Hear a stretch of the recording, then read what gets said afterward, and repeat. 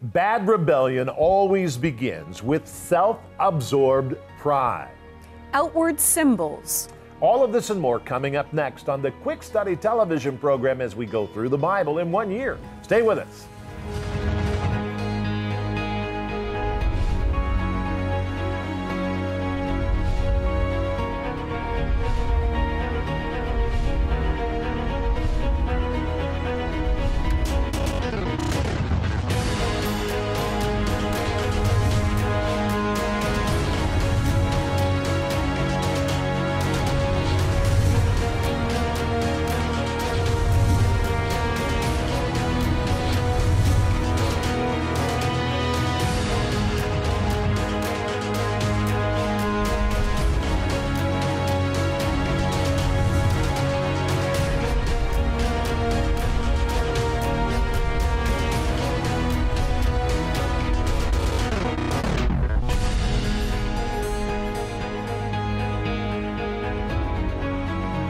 Good morning, good afternoon, good evening, wherever you are. My name is Rod Hember. And I'm Janice. And welcome to Quick Study Bible Discovery TV, where we're taking you through the Bible in 1 year, from Genesis to Revelation, and we're doing it historically.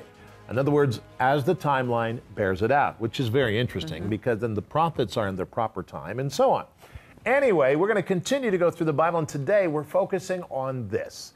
Numbers chapter 15 to 16, that is our reading assignment in the Power Guide. Numbers 16, 1 to 15 is what we're going to focus on. Now, we learned that rebellion always begins with self-absorbed pride. That's very interesting. So that's coming up in just a moment. Do you know? Yes, we're talking about outward symbols. Do you know what was to be added to the tassels on the corners of their garments? What a great question. Also coming up, Corey is going to be talking about holiness. And she's also going to be talking about the ancient city of Shiloh. So all of that and more coming up. Here is Corey right around the corner. Stay there as we continue.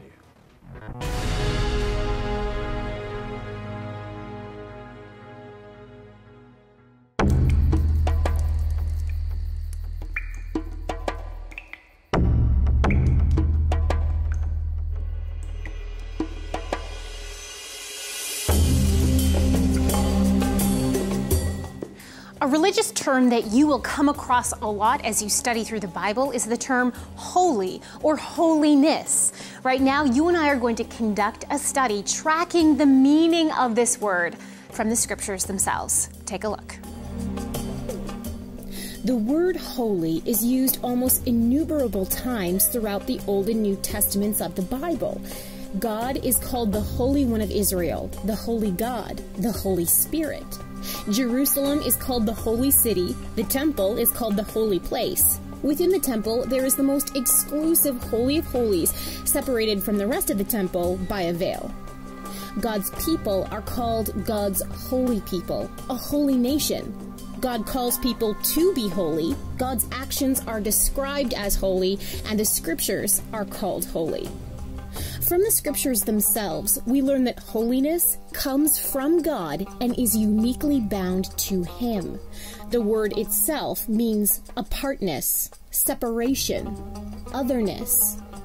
The word holy distinctly categorizes a person, place, thing, or action as something different than is normal in our sin-filled world.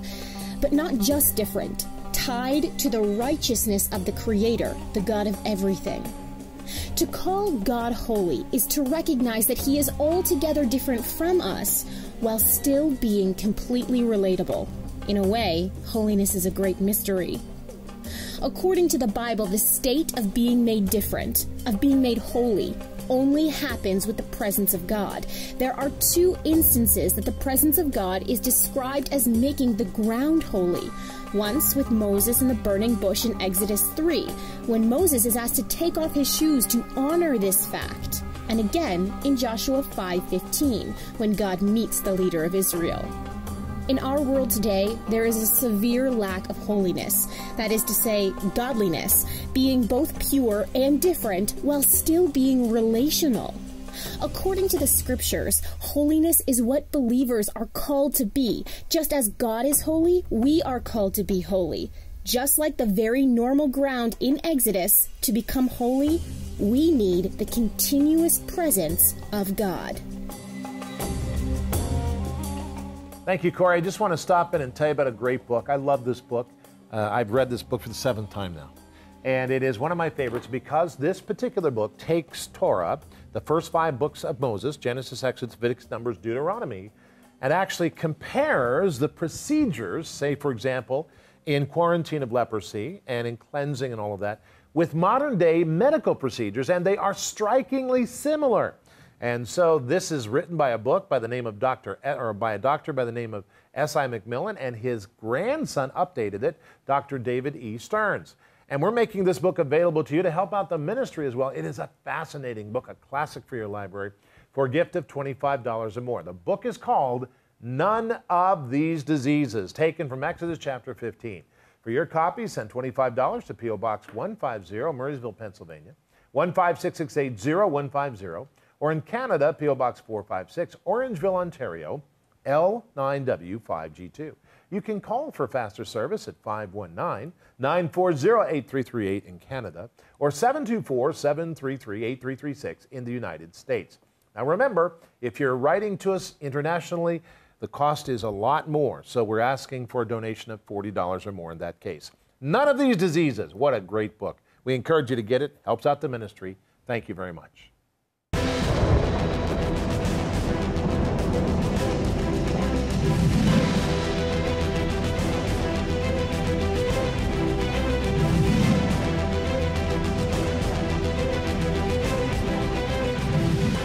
Our Power Guide has us reading today, Numbers chapter 15 to 16. We're looking at superheroes of the Bible.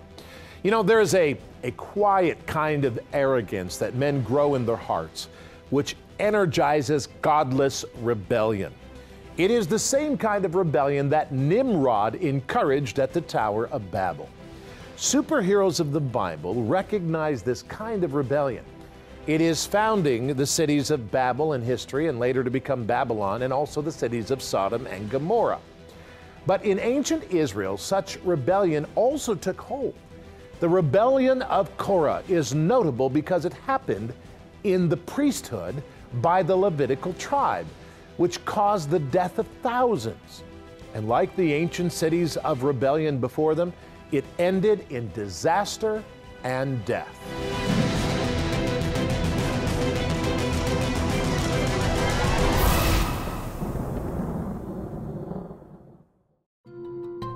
Numbers 16, 1 through 15.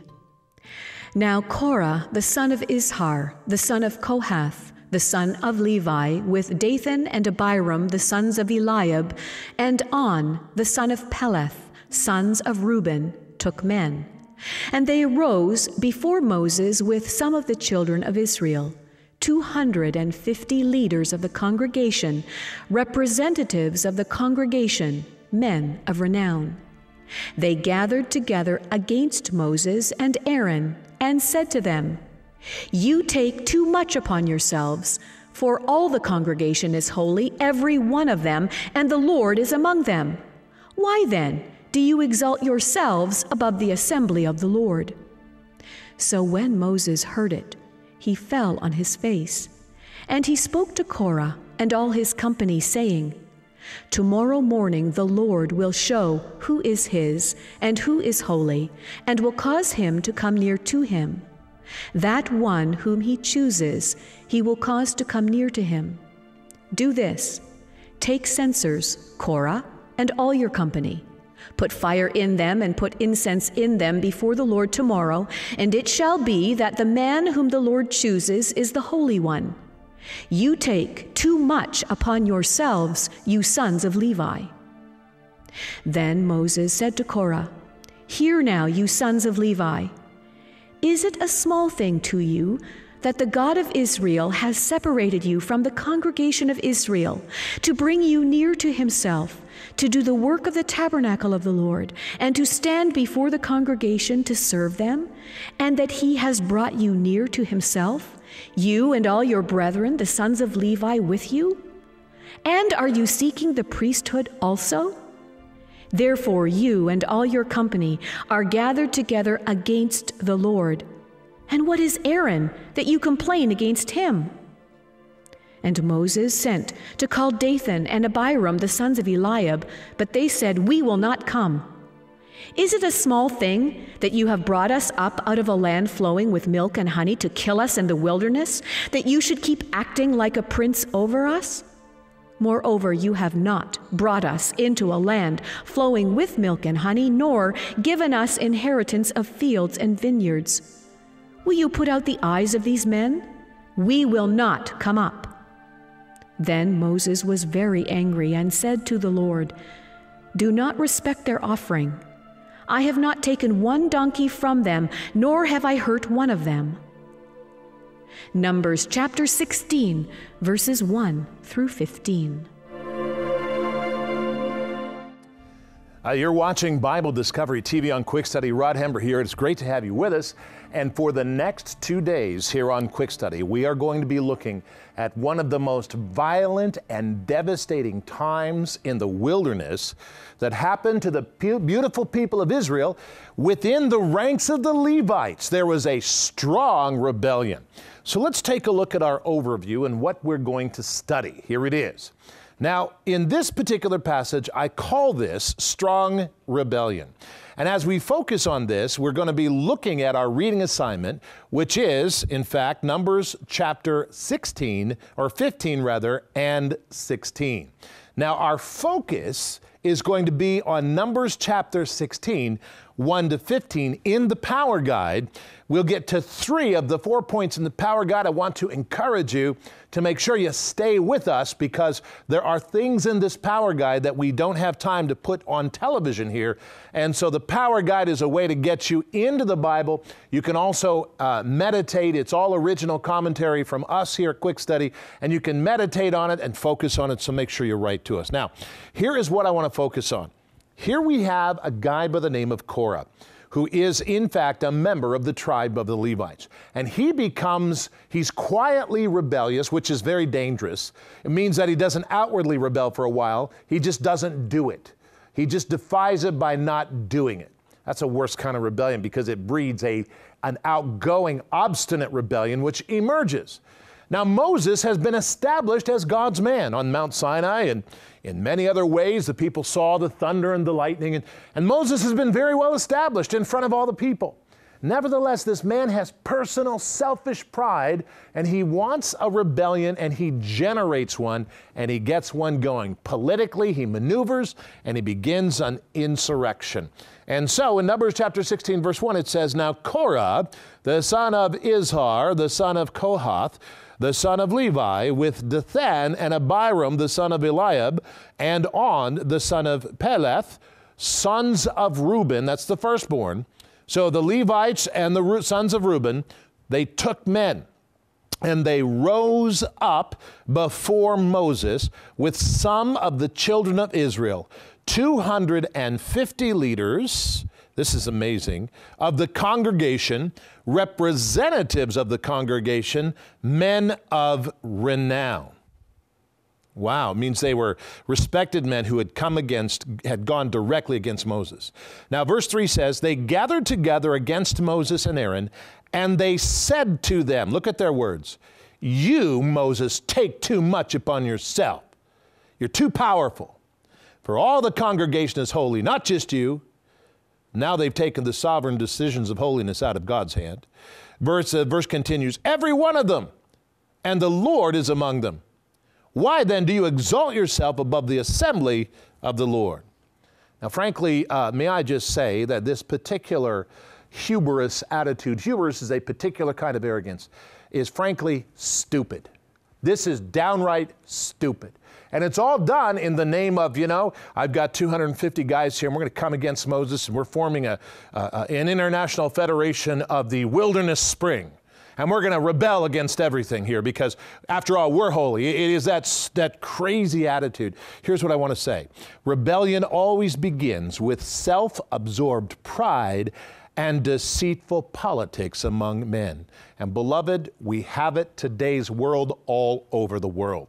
Men have become lovers of themselves and the rebellious. There's an authority crisis, rebellion everywhere. It is not a good thing, regardless of what the media says. Verse 4 says, so when Moses heard it, he fell on his face and he spoke to Korah and all his company, saying, tomorrow morning the Lord will show who is and who is not holy, and he will cause him to come near him. The one he chooses, he will cause to come near him. Do this. Take censers, Korah, and all your company, and put fire in them, and put incense in them before the Lord tomorrow. And it shall be that the man who the Lord chooses is a holy one. You take too much upon yourself, sons of Levi. Now, this is brilliant. Here's the point. Rebellion cannot be confronted successfully in any human way. Beloved, this is a spiritual spirit, and this spirit requires God to act. Moses knew that.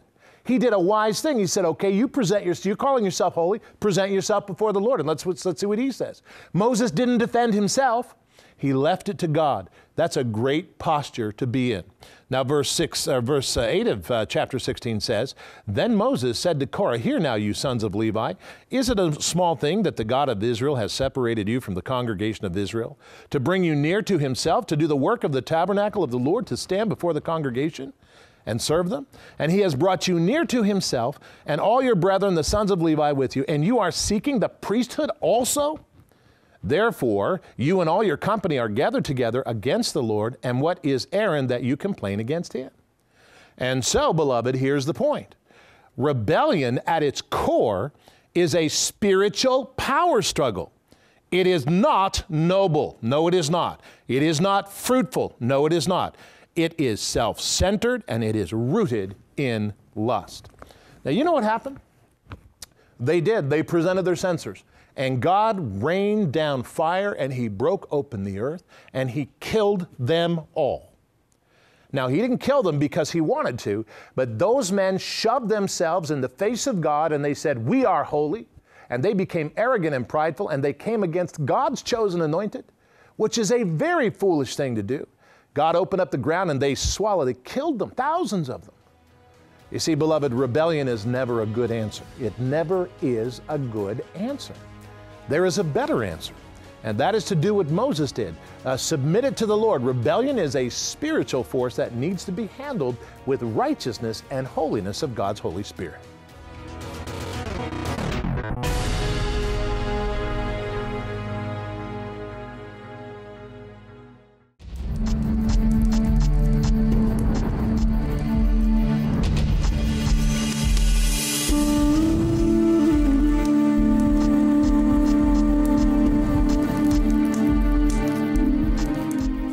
There is a city within ancient Israel that we can learn a lot from if we care to pay attention to the theology behind its history.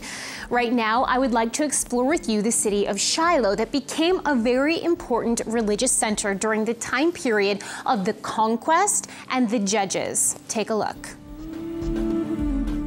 The book of Joshua tells us that the whole congregation of the sons of Israel assembled themselves at Shiloh and set up the tent of meeting there. The city name Shiloh means tranquil or secure, and it was here that the tent tabernacle resided, housing the worship articles, the Ark of the Covenant, and the high priesthood. Judges 21 verse 19 gives us detailed travel directions to Shiloh, placing it on the east side of the major road that went from Bethel to Shechem. We are also told of a yearly pilgrimage to the tabernacle at Shiloh, which once resulted in a disturbing account of Benjamite men kidnapping women at the festival. Shiloh is also the scene of the history of Samuel's mother, Hannah, asking the Lord for a child. In 1 Samuel, it is Shiloh that becomes Samuel's home, and we are introduced to the inner workings of the tabernacle and the rebellious family of the high priest Eli. Archaeologists believe that they have successfully identified ancient Shiloh at a site called Khirbet Salon. Excavated at different intervals since 1926, the site has yielded some major finds. Evidence seems to suggest that Shiloh was a kind of religious center before and after Joshua's conquest. Large storage rooms that might have been part of the tabernacle complex have been found, yielding much pottery. Although the destruction of Shiloh isn't recorded in the Bible, it is mentioned by the later prophet Jeremiah, who uses Shiloh as a cautionary tale.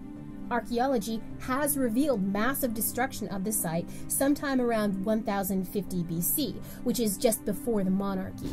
This suggests that Shiloh was destroyed by the Philistines as a part of the victory that allowed them to steal the ark. Adding weight to this theory, the Bible tells us when the Philistines do return the ark, it is not taken back to Shiloh.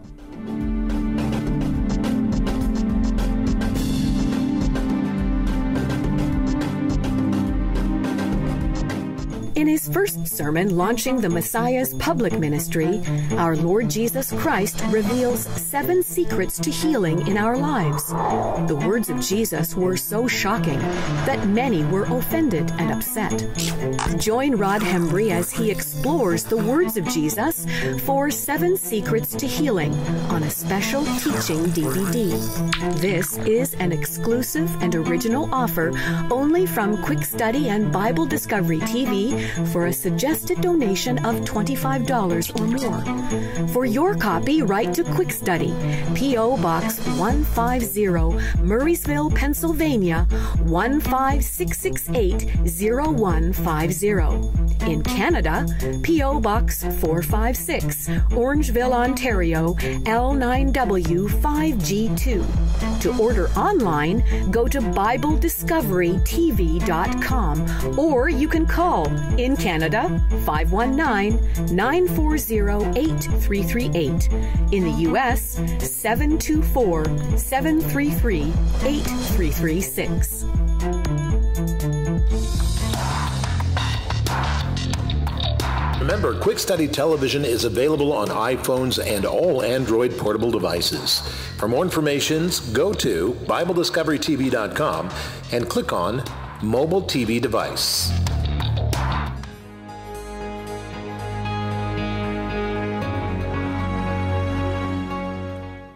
Thank you for staying with us. You're watching Quick Study on Bible Discovery TV. My name is Rod Hembry, along with Janice, my beautiful wife, and we are continuing to go through the Bible. Next time on the Quick Study television program, we are going to be focusing on Numbers chapter 17 to 18 with a specific focus looking at this.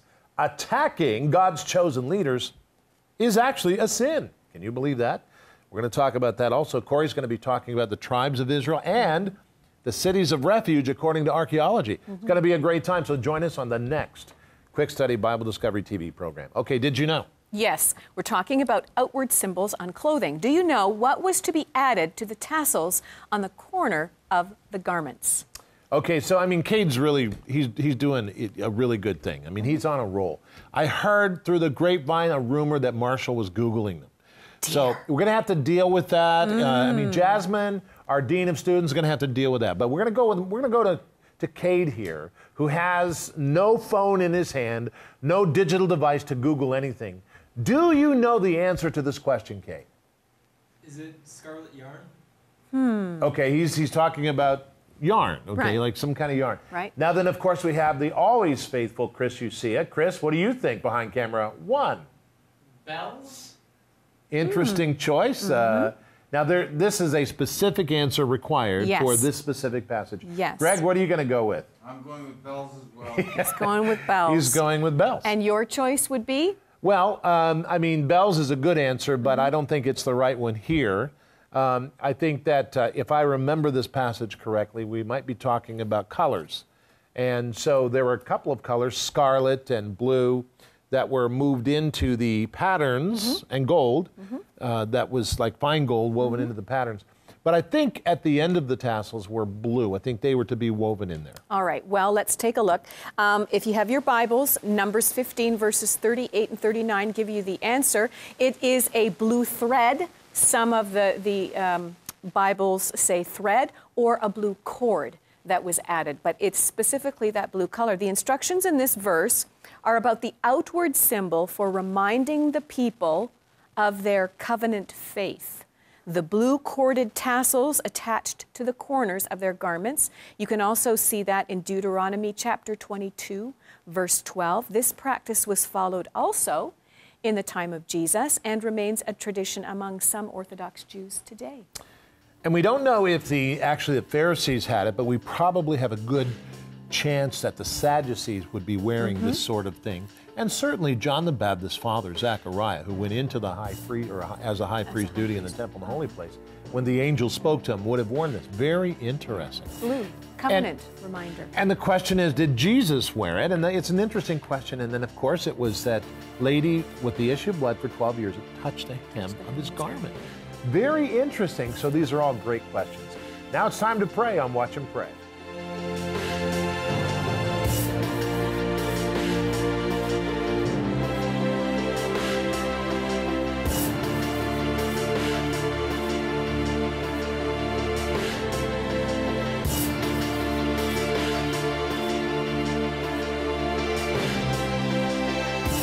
You know, it is the soul that will never serve God unless he serves them first, which will never enjoy the blessings God has for his servants.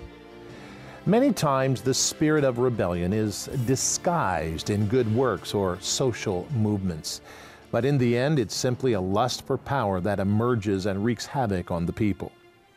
Now, the difference between a healthy conscience challenged among society and the spirit of rebellion is the heart. Are we seeking to gain justice or to promote the best interest of life? Or are we jealous for power and we want to control? The heart must be consistently examined in our protest in social action. So with that we pray, Lord, teach me to know the difference between rebellion and good conscious persuasion.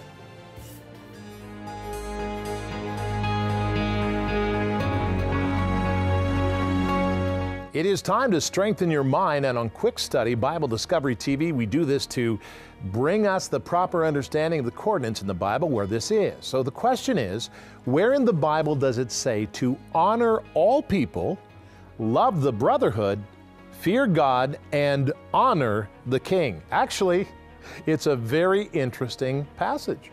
It's actually a command by one of the apostles of Jesus Christ. If you think you know the answer, go to BibleDiscoveryTV.com. There you will find the answer when you click on Strengthen Your Mind. Now, the only way to fulfill that kind of commandment is to have a power beyond yourself. And the only way to have a power beyond yourself is to yield to Jesus Christ. He died on the cross and rose again to take the punishment for our sin, that we might be strengthened by our holy Creator, our holy God. Are you ready to come to Jesus? Come today and say, Lord, I need you. Something in my life is wrong and I need you. I give you my life. You're the Lord. I believe you. Help me today. He will respond.